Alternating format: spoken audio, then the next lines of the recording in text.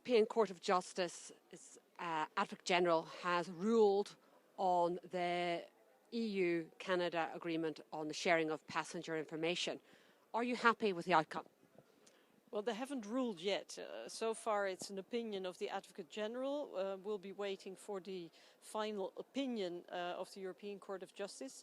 It will not be a binding opinion, but clearly it's very important because Parliament has yet to vote on this agreement with Canada. And I mean, if the court confirms the opinion of the Advocate General, it's difficult to see how we could vote for the agreement as it is. The Advocate General interestingly says, you can use personal data, passenger data for fighting crime and terrorism, but it has to meet certain standards, certain conditions. So that would mean that the agreement will have to be modified. In addition to that, although it's an opinion that's not binding, it is to be expected that it will have an impact on other agreements with other countries, the US, maybe Australia, Mexico, we'll see, and potentially also on the EU directive on the use of passenger name records.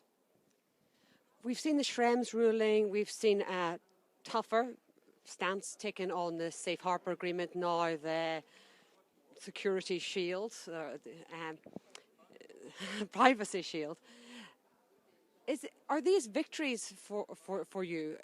The cumulative impact of the court's decisions, the changes in the agreement, does this mean that privacy is being protected in Europe? You know, I actually think this is not so much about privacy, this is very much about the quality of legislation.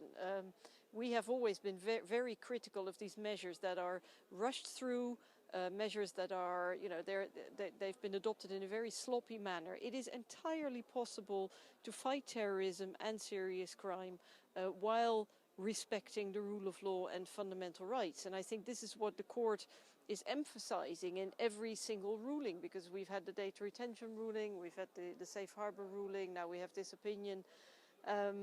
And so every time the judges are telling the legislators, i.e. Parliament, Council, Commission, people, if you legislate, it has to be good quality legislation, and you have to stay within the limits of the law. And I think it's a good thing that the court reminds us of that.